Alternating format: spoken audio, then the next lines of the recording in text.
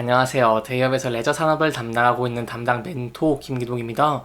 자, 오늘은 소카 2.0 전략이 성공하고 있는 소카에 대해 함께 살펴보도록 할 텐데요.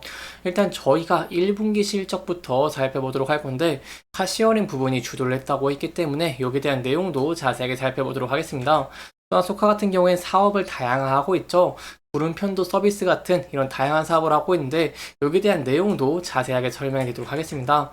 마지막으로 소카 같은 경우에는 이런 전략으로 실적 개선 기대감 그리고 향후에 긍정적인 전망들 보유를 하면서 주가가 큰 폭으로 상승을 하고 있는 모습을 보여주고 있는데요.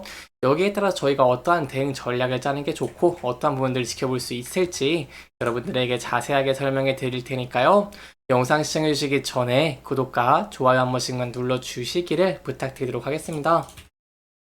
일단 소카의 1분기 실적 함께 살펴보도록 하겠습니다. 매출액 같은 경우에는 906억 원대를 기록하는 긍정적인 모습을 보여주면서 전년 동기 대비 5.7% 큰 폭으로 상승을 한 모습을 보여줬습니다. 하지만 영업이익 같은 경우에는 소카 2.0 전략에 따라서 좀 감소한 모습을 보여주는데요. 일단 영업손실 같은 경우에는 108억 원대를 기록하는 모습을 보여주면서 전년 동기와 마찬가지로 좀 적자인 모습을 보여줬다고 할 수 있겠습니다. 사실 이러한 적자 같은 경우에는 소카의 2.0 전략에 따라서 카시어링 부분의 수요 창출이라던가 아니면 플랫폼 부분의 성장을 위한 마케팅 활동으로 이렇게 영업이익이 감소를 했기 때문에 미래 성장을 위한 이런 투자다라고 조금만 이해해 주시면 좋을 것 같습니다. 하지만 저희가 긍정적으로 볼 수 있는 부분 바로 매출액이라고 할 수 있겠죠. 매출액 같은 경우에는 소카가 카시오리 매출의 상승과 이익률 개선 그리고 플랫폼 사업 확대의 성과 덕분에 이렇게 좀 긍정적인 모습 보였다고 할 수 있겠습니다. 구체적으로 살펴보면은 올해 1분기 같은 경우에는 고부가 가치 서비스인 부름 편도의 확대가 카시어링 부분의 매출 상승을 좀 주도했다라고 볼 수 있겠고요. 또 차량 운영 대수 같은 경우에는 22,800여 대로 확대를 하면서 단기와 중장기를 탄력적으로 차량을 운영하면서 긍정적인 모습 보였다라고 할 수 있겠습니다. 그렇다면 이 부름 그리고 편도 서비스 얼만큼 성장을 했을까요? 함께 좀 살펴보시면 이 차량을 원하는 곳으로 배당을 해주는 이런 부름 서비스와 반납 장소를 편하게 변경을 할 수 있는 편도 서비스 같은 경우에는요. 2년 동안 연평균 약 41.2% 성장을 하면서 전체 이용 건수 대비 20% 수준까지 늘어나는 긍정적인 모습을 보여줬습니다. 여기에 대해서 제가 세 가지 좀 설명을 드리고 싶습니다. 첫 번째로 부른 편도 서비스의 경우에는 왕복 서비스 대비 건당 매출액이 2배 정도 높기 때문에 매출 상승에 크게 기여를 하는 긍정적인 모습 보였다고 할 수 있겠고요. 두 번째로 이러한 부른 편도 서비스를 통한 이용 편의성의 제고라던가 아니면 숙박 서비스에 결합하면서 자차 보유자가 많은 4050 세대 카시어링 이용 시간이 1년 새 23.9% 급증하면서 긍정적인 모습을 보여줬다는 것입니다. 마지막으로 신규 면허 취득자의 60%가요. 소카 회원으로 가입하는 21세에서 39세 회원의 이용 시간도 두 자릿수 대 높은 성장률을 기록하면서 지속 증가하면서 긍정적인 모습 보였다라고 할 수 있겠습니다. 네, 여기까지 저희가 이제 함께 좀 살펴봤고요. 제가 추가적으로 더 말씀을 드리고 싶은 게 있습니다. 일단 지난해 4분기 6,400대였던 소카 플랜 운영 규모 같은 경우에는요. 올해 1분기 8,100대까지 늘어나면서 카시어링 가동률이 상승에 좀 기여를 했다고 볼 수 있겠고요. 또한 이동 수요가 적은 1분기에는 카시어링 차량을 줄이고 소카 플랜의 차량 운영을 확대하는 탄력적인 차량 운영 전력을 하면서 카시어링 이익률이 전년 동기 대비 2.6% 증가한 18.5%를 기록을 하는 긍정적인 모습 보였다고 할 수 있겠습니다. 이렇게 소카에 대한 내용을 살펴봤는데요. 소카가 하는 사업이 좀 많아서 제가 이제 마지막으로 좀 설명드리도록 하겠습니다.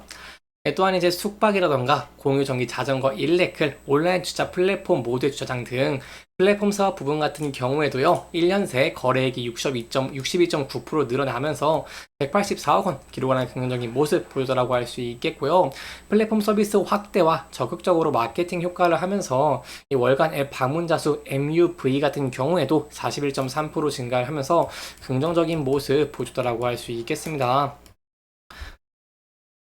그렇다면 또 중요한 게 어떤 게 있을까요? 소카 같은 경우에는 중고차 매각이 있다라고 할 수 있겠죠.